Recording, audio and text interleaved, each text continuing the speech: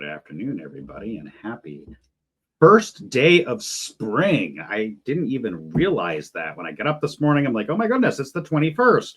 Let's put some spring into our step. So, really excited to be here with our friends from Hudu, Ken, and Daniel. Really talking about something near and dear to both of our hearts, which is documentation. But without further ado, hey, Ken, why don't you come on up, say hello, tell us a little bit about yourself and, what you got going on over there. Hello, everyone. My name is Ken Moten. I'm the Security and Compliance Manager at Hudu. I have about 15 years experience in information security. I've been continuing my journey with Hudu, just really making sure that we dot our I's and cross our T's as far as a comprehensive information security program and meeting compliance with multiple regulations. So thank you guys for joining, and I'm happy to be with you all today.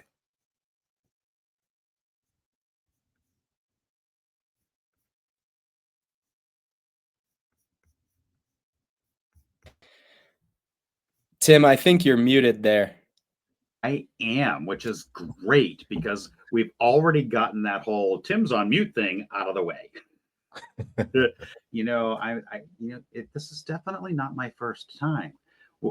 Daniel, when you come up, I'll make sure we have your little cool banner down the bottom as well. I should have done that with Ken, but I'm trying to get all the things set up. Anyways, hey, good afternoon, people. Tim Golden, CEO and founder of Compliance Scorecard, where we help MSPs have the risk conversation with your customers using our Compliance Scorecard.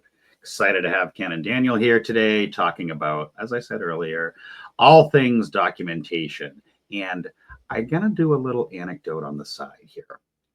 At Compliance Scorecard, we are firm believers of better together, right? Working side by side with MSP vendors, much like our friends here at Hudu, to be able to work together, right? We had that AMA. We talked a little bit about why are you two, aren't you both documentations? But we're vastly different documentation.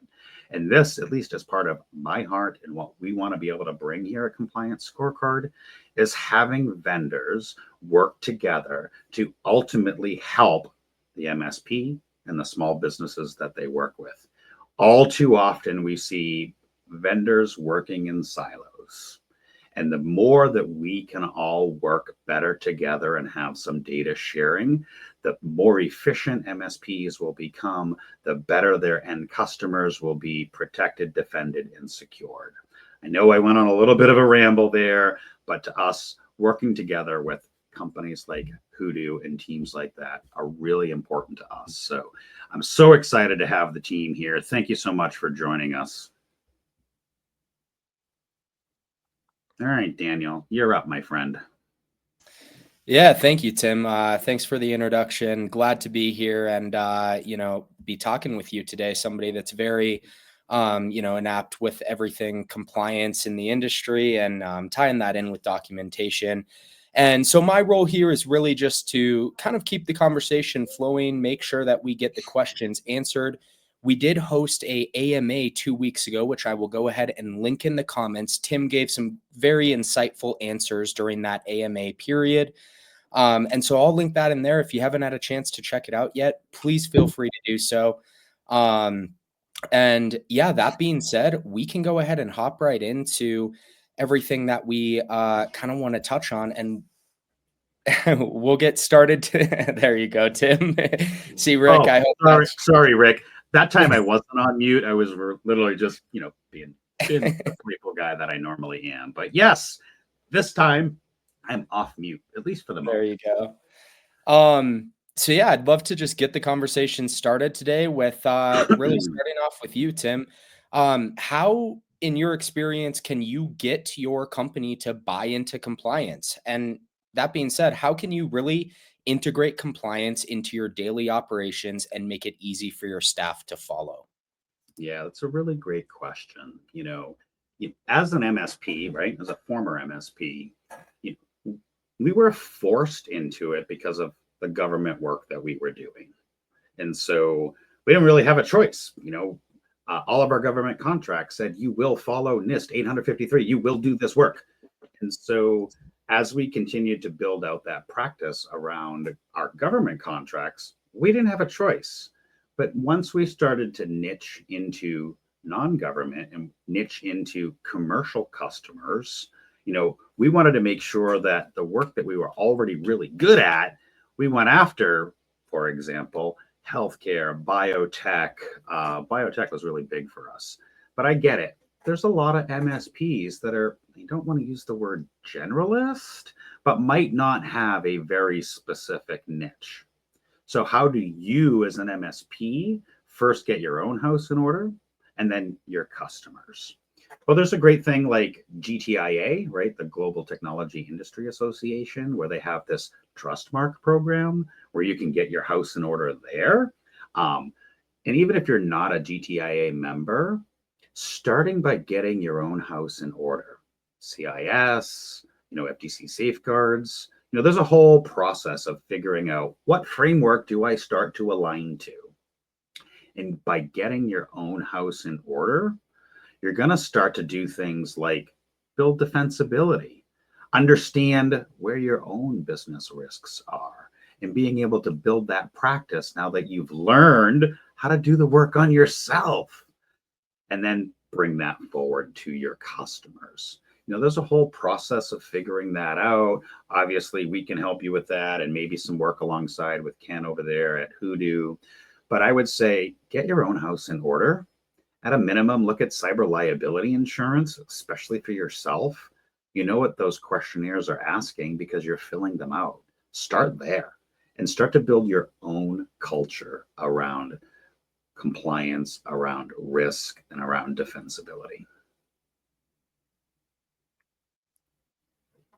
Great points there, Tim. I totally agree. I mean, you have to practice what you preach, and so I do think starting with yourself, getting your own house order, that is, the perfect way to get an understanding of some of these things, and it also, just gets you one step closer to being able to help your clients achieve some of those same results that you've done internally. So, great points.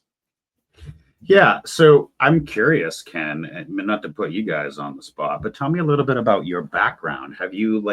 What have you done in security and compliance manager there? Tell me a little bit about not just your background, but what Hudu is considering as well. Hudu is really, wanting to, take what we do to the next level. Currently, we're SOC 2 compliant, and we've put in the foundations for everything we need for our ISO 27001 and 27701 compliance frameworks. So we're just waiting to do our external audit to certify for those.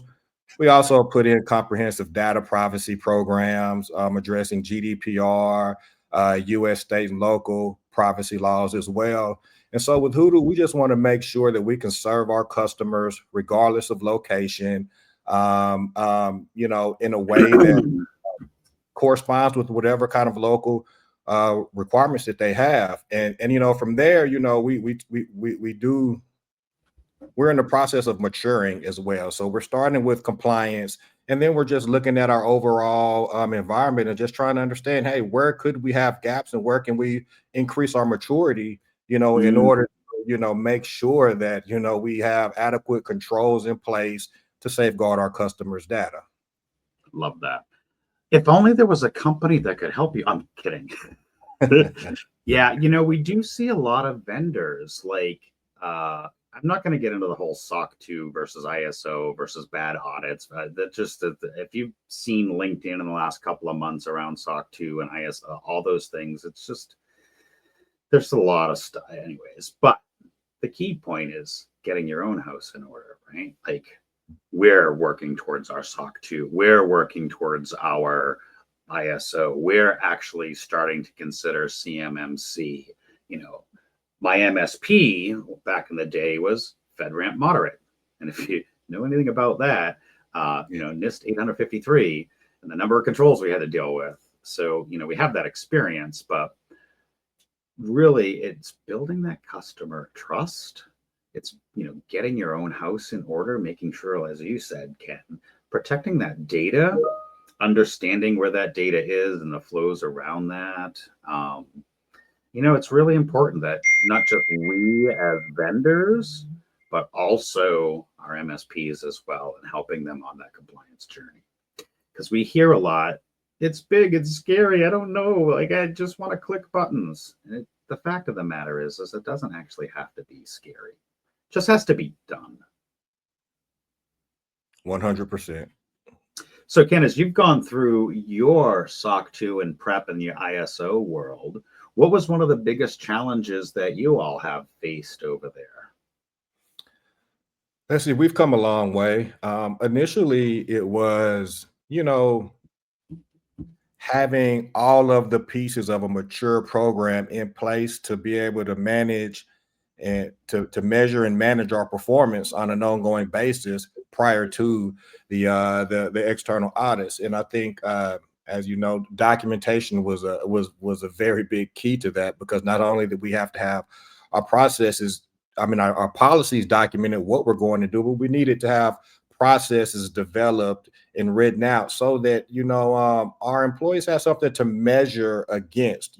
There's a defined process to meet a particular control, and that's their target. So they know, hey, here it is in writing, do these steps, and you're going to generally be compliant. And so really that having that documentation and having those processes in place, it allowed us to be very consistent and efficient with meeting our compliance requirements. So I think that was a big thing that, it ends up taking our SOC 2 times probably is cut in half, over the last year, 2 audits, just because, we're defined and we're sticking to that, and we're checking in on that on a periodic basis ourselves. So when it comes to the audit, we produce the evidence of what we're doing, and, we have assurance that we are in compliance with our regulations. Yeah. Well, that's why we're here, right? Talking about documentation, right? I live and breathe in the world. If it's not written down, it doesn't exist, but you're still held accountable. When we received the government contract back in 2006 or 7 or whatever the hell it was, and it was like, you will adhere to NIST 853. And we actually I dug through looking at the controls, looking at what the requirements were. And what I realized was we were actually doing way more than we thought, but none of it was written down. None of it existed. And and by the way, back in those days, you couldn't Google incident response plan or password policy or Chat GPT, a template for me. Like, none of that crap existed. So we had to write all that stuff from scratch and then maintain it. I hate to say it, you MSPs nowadays got it easy, because you can just Chat GPT, Google your way through a baseline document as a jumping off point. Maybe not 100%, but as a jumping off point. So y'all got it easy nowadays. Kidding. Yes, for sure. And, I found too, sometimes when you don't have thorough documentation, you just leave the door wide open to the auditor's interpretation. So, if you have a documentation, if you have a document in the process, then the auditor is going to he's going to audit that documented process that you have detailed out. But if you don't have that, then, you're not focusing their efforts into, what you want them to look at. And you just give them the liberty to kind of roam, and it just makes it all cumbersome. And so again, it's all about that document, that evidence, to be able to substantiate the good security practices that you're doing. Because like you said, in a lot of cases, companies are doing what they need to do, they just can't prove it. And that sometimes becomes the challenge. And so to avoid that pitfall, it's imperative just to have good documentation all over the place to support your security and compliance efforts. Yeah, I love that, right? Surprisingly, MSPs probably are doing a lot of the things. The challenge is we don't write the crap down like we should. And this affects your entire business model as an MSP. not just your compliance. I'm going to go on a little bit of a rant here. So, as an MSP, you have all this institutional knowledge across all the different people in your organization, right? Maybe you have somebody that's your firewall expert. Maybe you have somebody that's your M365 expert. And that knowledge lives in their brain. And by not writing it down, I'm now forced to like, hey, you're my Microsoft guy. You can't take a vacation because what if something goes down? Or, oh my gosh, the firewall person, like every firewall across the entire, network needs to be dealt with. We won't pick on some of those CBEs we've seen in the last couple of weeks. But the reality is that even if you start to write internal documentation down at the highest level, I'm not talking, building Wikipedia. I'm not talking building, Encyclopedia Britannica, but just start to write down some of the basic things that not only you do over and over, and, Hudu can certainly help with some of those SOPs and checklists and that kind of stuff, but start writing the stuff down, because as you do that, and as you involve your team in that, now you're spreading that institutional knowledge across your entire organization. You're now teaching and training and helping grow the rest of your organization.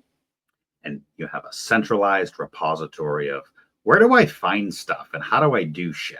So my big, takeaway around, this compliance conversation, it's not even compliance. It's more on start writing stuff down and share that knowledge amongst your team at a minimum. For God's sakes, take an hour and write at least one thing a week. Whether you do that in Word or Hudu or Compliance Scorecard or pen and paper, just start writing some shit down. For sure. I mean, especially specific to MSPs, when we're talking about managing IT operations at scale, I mean, it can get very, very complicated and cumbersome without the proper documentation in place. And that's sort of, Hudu's bread and butter is to be able to enable that. But, not necessarily just Hudu, just, the purpose of documentation as well. It allows you to scale. And also, I would almost consider, if you have isolated pockets of knowledge within your organization, that could be looked at as a business continuity issue. I mean, instead of a disaster that's causing the critical process going down, it could, without proper documentation, without proper knowledge sharing within an organization, something as small as an individual being sick today could end up stopping critical processes. And so it's very imperative just, to have your playbook, have your documentation in place to enable the smooth operation of your organization or the organizations that you support. I love that. Right. And so, well, I posted this in the chat, but anyways, I'm just going to say it. So not only does it allow for that sharing and that knowledge and knowledge transfer, but it does something else for your MSP. And this is what I learned. It helps be proactive. It helps, what I love to use that acronym, shift left, be prepared, hate to throw in the Boy Scouts or whatever, but it helps that proactive enablement of your team so that you're not always a firefighter, but you're Smokey the Bear, that only you can prevent forest fires, right? That proactive approach. I know we're going to get into another question here in a few minutes, but Ken, have you experienced any of that proactivity as well? Yes, of course. It's even, from the standpoint of, having your documentation or even developing your documentation, it causes you to have to stand back and look at what you're doing versus what you're required to do. So at that point in time, when you're developing your documentation, you're taking a holistic look at, your requirements and you're making sure, hey, that, what we're doing, it addresses all of these requirements. And then you're also is giving you the time to think through how can we do this better. And so, I mean, again, though, these are all things that happen before an audit, before an incident, and it just gives you that opportunity, as you mentioned, to kind of shift left and get, the people with knowledge at the table and ready to, just work through issues and document those issues and ultimately optimize your operations. Yeah, it's great. And well, there's a whole nother can here too. The big lesson that I learned, I came in dealing with all of this, looking at the frameworks, looking at the controls, looking at the, oh my crap, oh my God, I got to write things down. And then the thing that hit me smack dab in the face was I never took time to explain the why. I just wanted to click buttons, lock people out, force multiple passwords, delete stuff, and, do all the technical things that us MSPs are really good at, which then in turn made people really angry. They couldn't do their job. And I didn't take the time to sit with them, especially the executive leadership top-down approach of understanding why we're doing this. So it's always great to make sure you're writing these things down, but being able to have that buy-in across the entire organization, right? Why does Johnny Janitor really give a crap about a password policy? Well, Johnny Janitor wants to get his email. And if Johnny Janitor's password is trash can, well, by not having a password policy, and he can make that password trash can, now we're opened ourselves up. But if I sit down with Johnny Janitor and I have that conversation and I'm like, hey, your password can't be Oscar the Grouch. And by the way, not only is this applying for you at work, but I bet your bank account probably says Big Bird or Oscar the Grouch or Trash Can. You probably should change them at home too. Once I started to have that why conversation, not only did it protect the business and the work that we were doing and get the buy-in, but it allowed the rest of the staff and the employees to think, I should probably do this at home, and I should probably have a conversation with my family, right? And I should be able to not just make it part of work told me to do this thing. No. I want to be able to change my own personal habits and cultures and things around now that I understand why we're doing it. 100%. Yeah. So Daniel, you had something that you wanted to bring up. Let me pop you up here real quick. Yeah, sounds great. And first off, thank you both. I think what you've been talking about and really the underlying message of building a culture of compliance and how you can utilize documentation to do so is something that's very important and really something that I think is going to be extremely helpful to a lot of MSPs out there. So thank you for kind of touching on that throughout this webinar so far. Now, the question I have is, Tim, can you talk a little bit about what an MSP should do to learn about compliance that they need to worry about? Obviously, there are a million different compliance requirements. But for example, if I'm a new MSP, or maybe I've been an MSP for a while, but I want to go after a new market, where do I really start? That's a really great question, right? And honestly, hold on, let me make sure I'm doing this thing right. Hold on. So for your very first point, do you know who you're talking to? Because I can certainly talk about compliance all day long and probably bore the crap out of the audience for the most part. So talk a little about it. I'll try to be concise. When I think about where does an MSP start, what are the requirements, all that fun stuff. Here's the thing. The single most important thing you can do in your MSP is have a champion. Pick a person. That person doesn't have to be your level 75 master, PhD technician, by the way. The person probably needs to have some good project management skills, some good negotiation skills, and some capacity to keep people, moving forward in the process. So for those business leaders, for those MSPs that are listening here, for those that might be just the technician and listening here, but are interested in getting your own house in order, regardless of where you are in that pecking order in the MSP, either go to the boss, or if you are the boss, pick a human, have a champion, empower them, give them the time and the accountability, responsibility, and the tools and technologies that they need to be successful. Allow them to take an hour a week.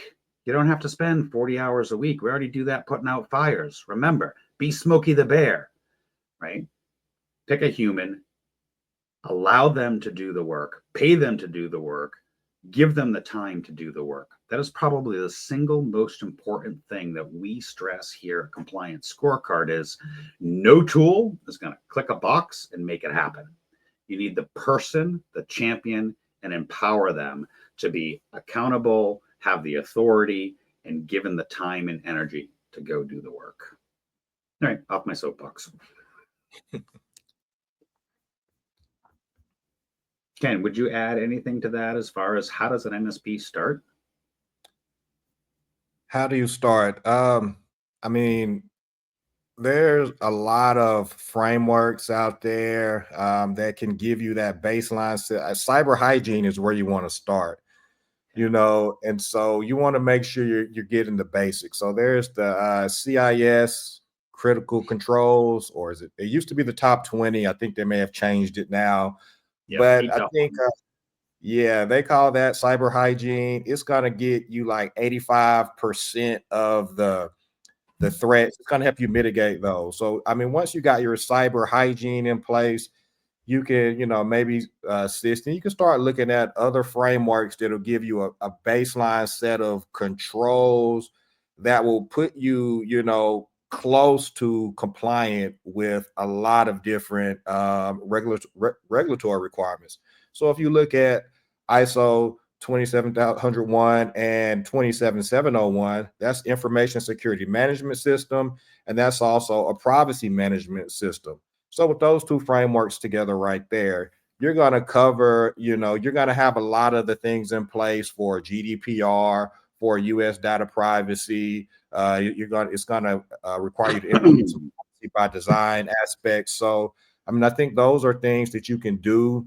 If you're concerned about, the various different regulatory requirements out there, you can pick a foundational framework, move forward with it, and then, evolve it and tailor it towards the specifics as you mature. And I think that'll get you to a good place. I can't. Another lesson learned that's taken me a long time, right? So, as a compliance guy, as a security guy, as a technologist, as a guy that loves clicking ones and zeros, I too go right to the framework, right to the list of controls, right to the what buttons can I click. And, much like you were saying, Ken, CIS or this or that or this, like, I agree that us technical geeks want to go and buy a tool, click on buttons and start doing things. But having a plan, right? Whether it's the CIS controls, I might even back that down into start with cyber liability, right? Cyber liability insurance, like multi-factor everywhere, period. I can't believe it's, 2025. We're still talking about multi-factor, damn it. Multi-factor everywhere.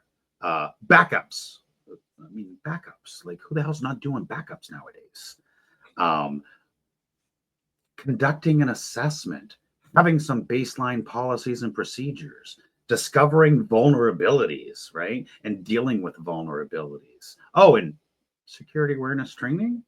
Yeah, phishing testing, right? There's probably 6 or 8, and well, there's in our sort of roadmap for cyber liability insurance framework is 8 things, but I bet you're probably already doing some of these.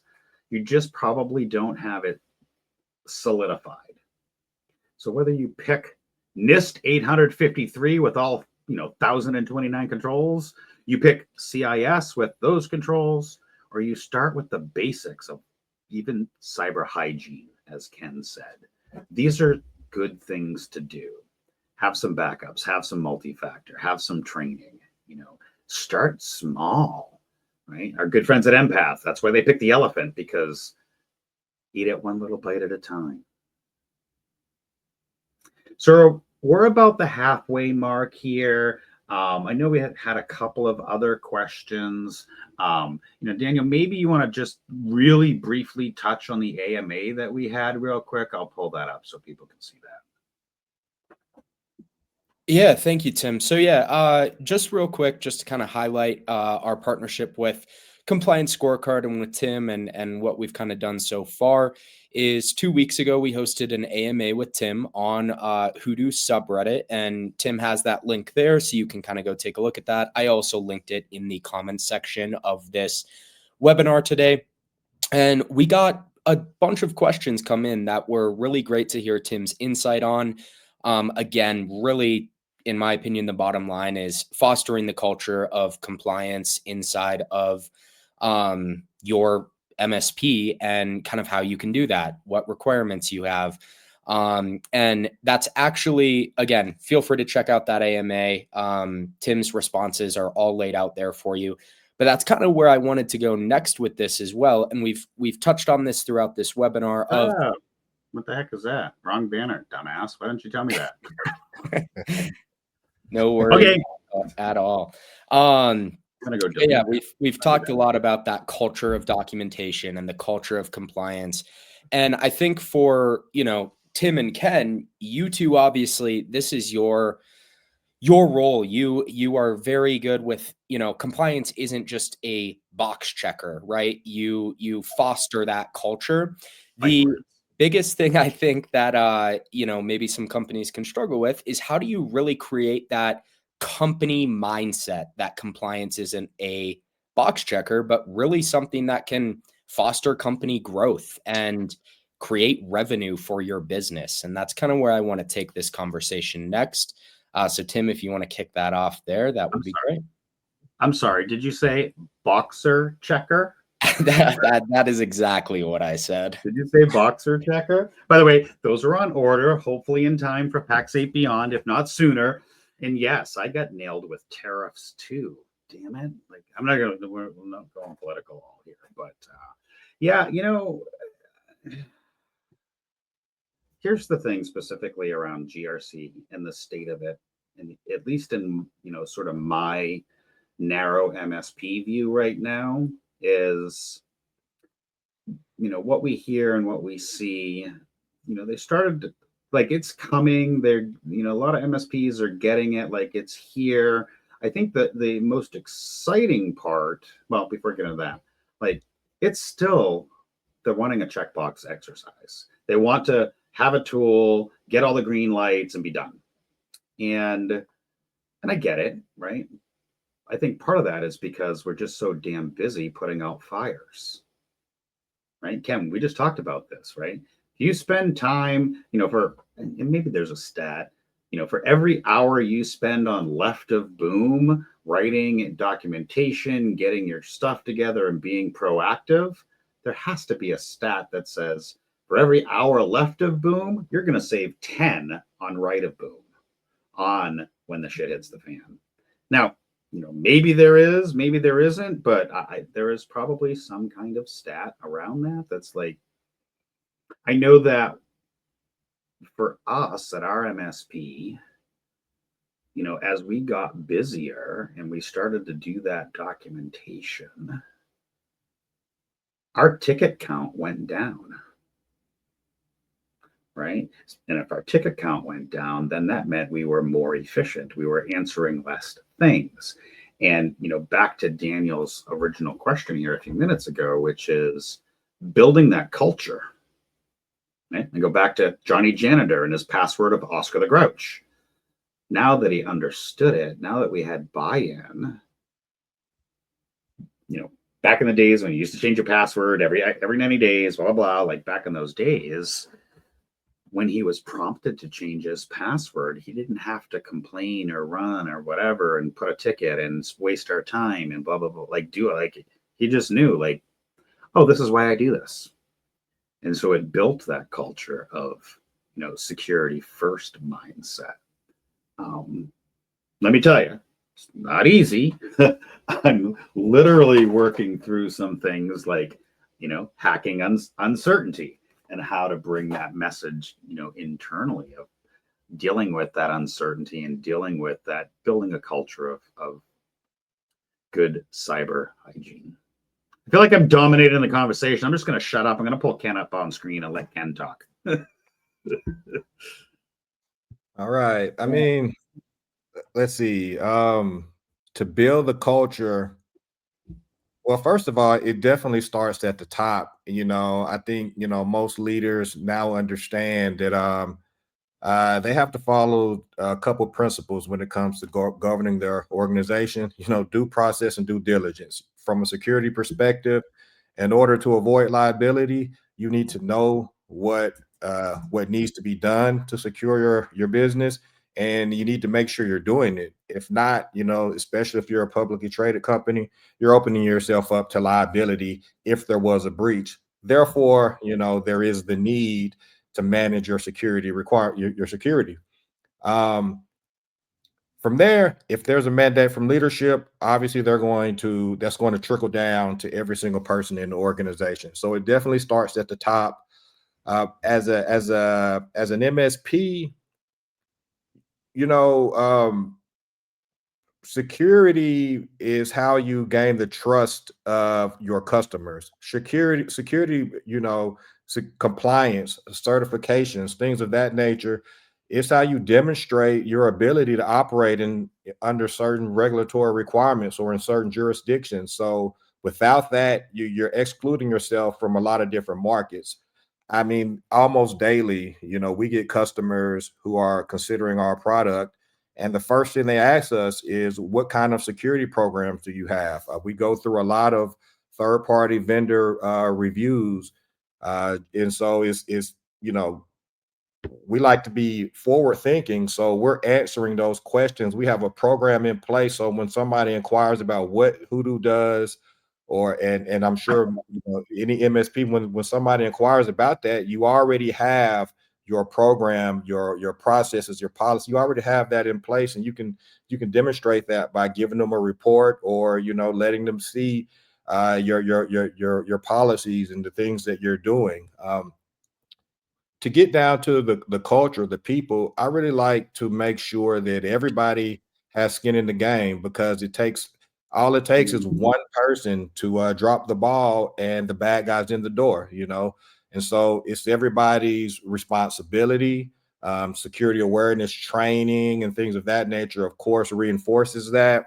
But also, I like them to be able to come to the table. I mean, from as the compliance guy, I know the regulations, but your SMEs, they know their job. And so compliance always comes at a cost. Security comes at a cost.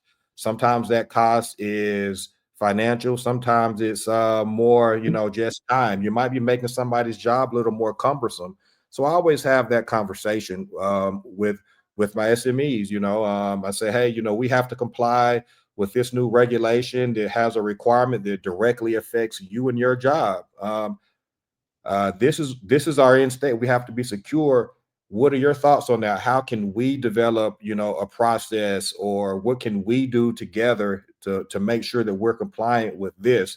So I'm not coming in telling them, hey, we need to do this, we need to do that. It's a joint decision where possible, because again, they have to live with the new control. They have to operate in this new environment with new restrictions on what they can do.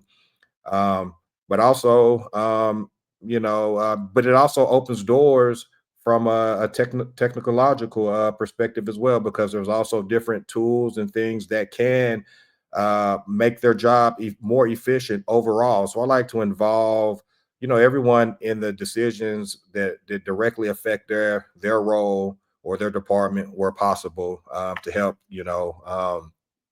reinforce that culture of security and compliance is everyone's responsibility. Yeah, you make a really lot of good points. It's everybody's responsibility. Again, back to Johnny Janitor, right? Yeah. When I think about,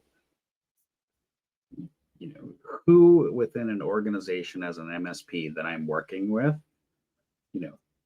starting at that top and working your way down through, is there a component of either security or compliance that doesn't apply to somebody? I don't think so, right? Even if I never touch a computer, for example, right? Even if like my job at company X, and I never touch a computer, well, first and foremost, physical security. What if I left the door unlocked? What if I dropped my badge or card in the Walmart parking lot, right? Just like you wouldn't at home, leave your car running with the windows down and a pile of cash on the front seat and go to bed. Like, just because you don't touch a computer doesn't mean that you are not necessarily involved, right? So, but yeah, I think you are right, right on there, Ken, with everybody's responsibility in getting that buy-in from top down, whether you touch a computer or not. And then how do I, as an MSP, explain that to my customer? Analogies. You know me, I like to talk in analogies. I like to be able to relate it to that company's business, right? Talking to them in their words and in their terms. This is why we talk a lot about niching and having an ideal customer profile and understanding the words that they use, right? I was invited into a conversation a couple weeks ago with one of our MSPs who's, trying to bring the service to a customer, and they're an architectural firm. So because I was invited, it was a sales call. Like, what did I do? I started Googling, what are words architectural firms use when they're talking about stuff, so that I could try to speak in their words and in their vernacular so that I could make things relatable to them. And again, you all got it easy with the GPTs out there these days. You can literally go, tell me how to talk to a blank company and make that part of your, not just your sales pitch, but speaking in words they understand. So, Daniel, you have some more thing. I'm going to pop you up with that one last question. Yeah, go for it. Thanks, guys. That's great. So yeah, the thing that I think I'm also really curious about, and I'm sure many MSPs are, is obviously, like I mentioned earlier, there are millions of compliance, protocols and everything in the industry right now, and I'm really curious to pick both of your brains on how you kind of think that the compliance industry in the MSP industry is going to evolve over the next 1, 3, 5 years. And just kind of, as obviously we're getting into a, day and age now where just everything is, more and more and more, you need that security behind things and you need to be compliant within your company to specific items. I really just want to, I'm just curious about how both of you think that this is going to evolve and how MSPs can really stay on top of it. I love this question. Ken, do you want to go first? Sure. For MSPs, I think over the next 3 to 5 years, they're just going to see more and more requirements. Specifically, they're going to be, more and more jurisdictions are going to be coming out with data protection laws. We've been bombarded with several over the last few years. I think that will continue. And I think also, as far as different industries, I think there will be more industry specific guidance and compliance requirements out there. So for an MSP, the broader your operations, if you're a global company, if you support global clients across multiple industries, you're looking at managing a lot of requirements, and so again, organization, documentation, transferring of knowledge will be very important to manage that kind of program, at scale to meet compliance for, that a large number of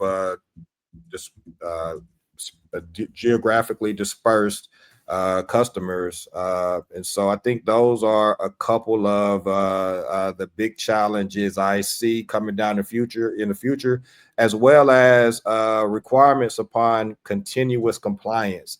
In the past, it was, you got a spot check audit once a year, and then maybe looking at samples, but it seems like automation and continuous compliance is sort of being built in to a lot of these frameworks now. And so that'll be, something that MSPs have to start thinking towards and through, that they may be asked to be able to demonstrate compliance, almost real time, or, at least, more frequently than the traditional 1 year assessment, or external audit.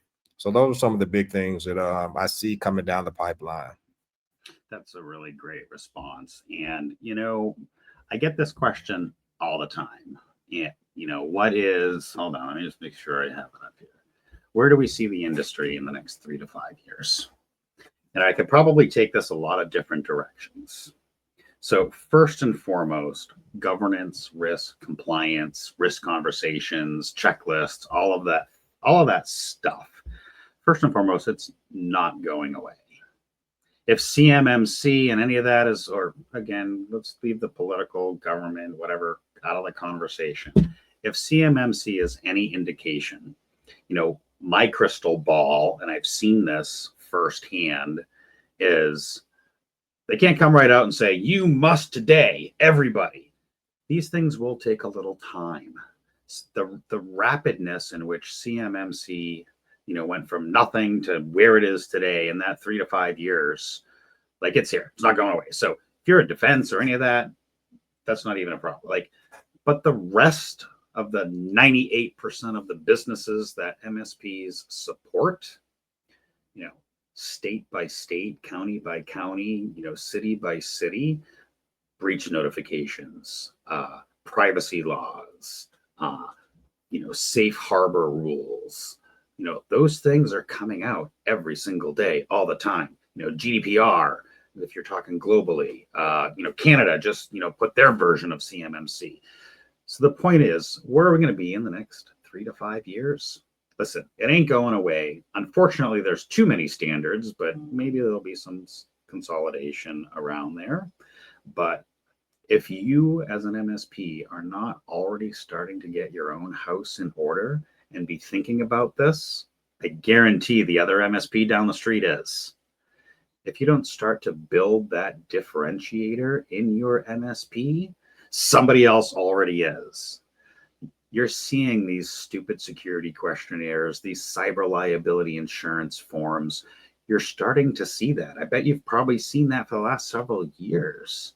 And as your customers fall into this stuff, they're either going to ask you and you're going to be able to do it, or they're going to find someone else.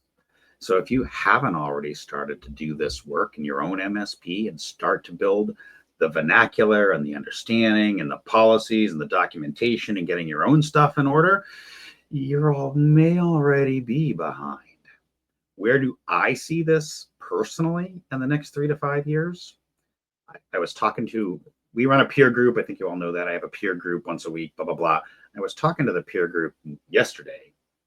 So in the last 20 years, I have seen the IT industry go from living at home, fixing my family's computer, building a break fix business, moving that into managed IT services, and doing IT operations really, really well. What we haven't been doing is security operations really well.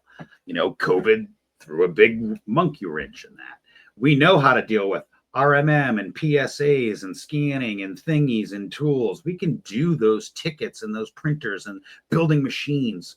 We can do those IT operations really, really well. As we progress in the space, specifically in compliance, having those security and compliance operations are going to go hand in hand and fist and being, like I like to say, peanut butter to jelly. And if you are not starting to build your own internal culture around security, around compliance, around regulations. You don't need to know the encyclopedia. You need to know that it exists. You need to know how to find and partner with the right organizations to help you, because it's here, my friends. And the next 3 to 5 years is going to be a bumpy ride. But you can be a pioneer in that. You can start to do that today by getting your own house in order, by moving your own house, down a security and compliance operations path, by having good documentation, good policies and procedures, good assessment frameworks, working better together with Compliance Scorecard and Hudu, by bridging that gap between security operations and IT operations. All right, I'm off my soapbox.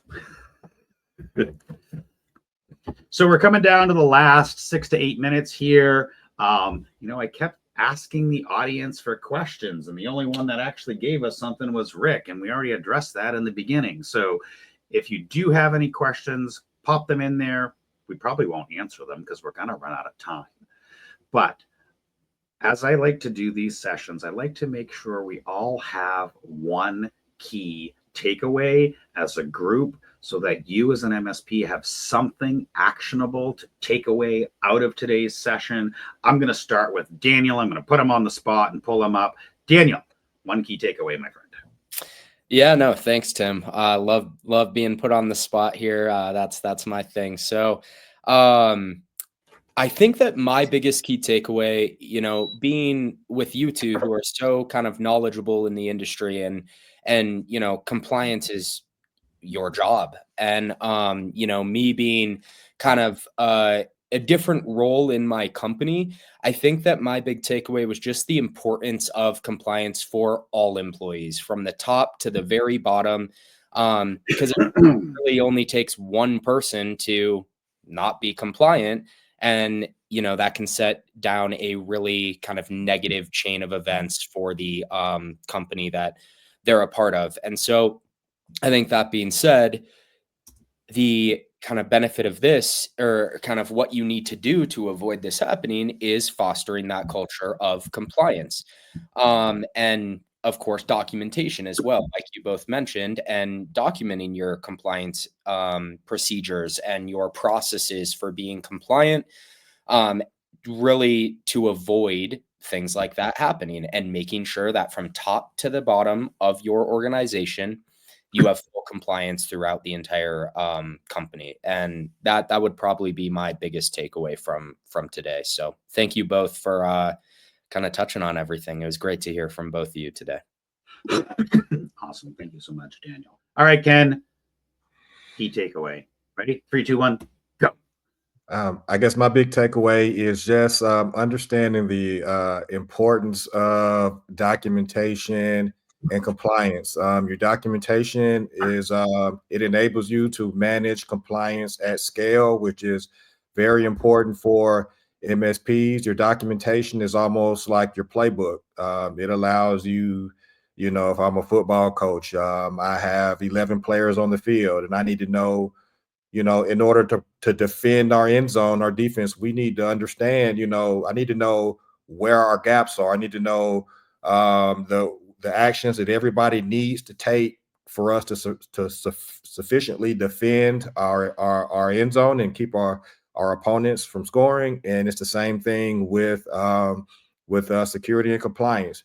You need your game plan, you need your playbook, and you need your processes. You need to know where each individual role on your team that's supporting, defending your enterprise. So I just think, that all starts with documentation. It allows you to operate securely, efficiently, and it allows you to prove that to potential customers and regulatory bodies as well. Have you been reading our website? Just a So we talk a lot here at Compliance Scorecard about using football analogies and sports analogies. And I'm like, oh my gosh, he read my website, because we talk about defending the end zone and, scoring the touchdown. And I actually like to use the word compliance is the security referee that has the playbook and can throw the flags when there's a foul. That's Right? good. See, analogies, anecdotes, stories, right? Ken, you were going on and on and on about the football stuff. I'm like, oh my God, you looked at my website. Maybe you did, maybe you didn't, but it's that point of relatability as an MSP and bringing that conversation to your customer. All right, I guess it's my turn. So if I had to think of a key takeaway, and I had to think of, where can I start as an MSP? How can I start to build that culture? How can I start to, be able to bring forward this concept of documentation, this concept of standard operating procedures, all of this stuff? The first thing that I always say is have a champion. Have that person. Give that person the authority, give that person the ability, give that person the time to do the work. As I said earlier, it doesn't have to be your level 7 million technician, super smart PhD, whatever person.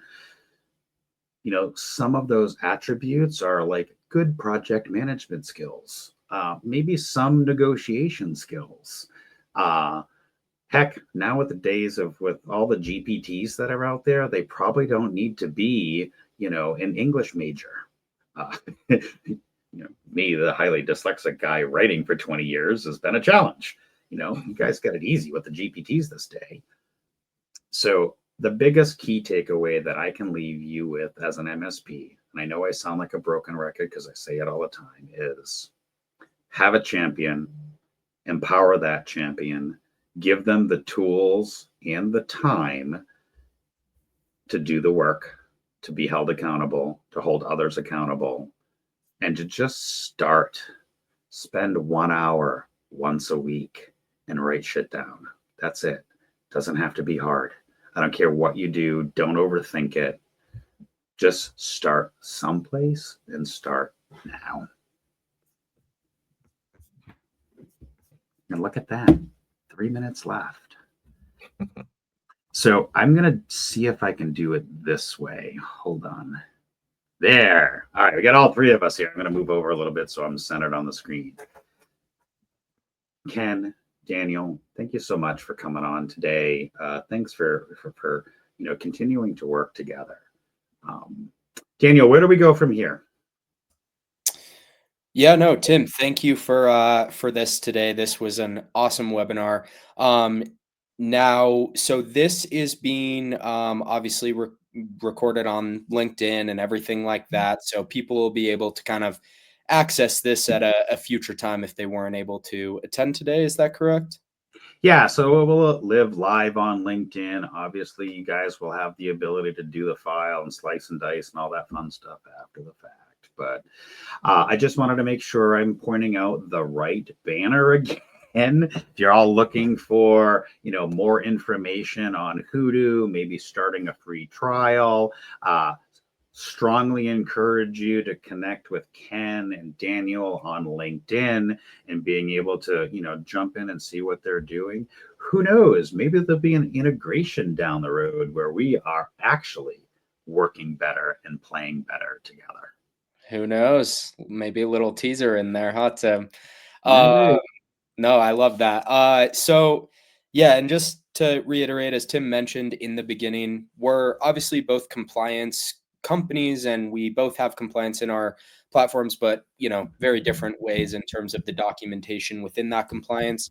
For those of you that are joining us that maybe don't currently use Hudu or have never heard of Hudu, I'm always happy to provide you a one-on-one demo. So if you ever have any questions or kind of are interested in seeing how Hudu's documentation can benefit you and your compliance, please feel free to reach out to me. I'll go ahead and leave my email in the comments section. And as Tim has graciously been showing on the banner there, you can start a free trial with us at our website, hudu.com as well. And that's all from me today. Tim, Ken, I'll go ahead and throw it back to you. I suppose I should do my own shameless plug in the last 5 seconds. Hey, everybody, thank you so much for joining this live stream. Obviously, we want to be able to, have really great connections with partners like Ken and Daniel here. If you want to learn more about Compliance Scorecard, or if you haven't connected with me already and haven't found me, you probably haven't done your research. ComplianceScorecard.com. You can find me on LinkedIn. We will see all of you back on LinkedIn. Thanks, everybody. Have a great rest of your weekend and happy spring. Subscribe now.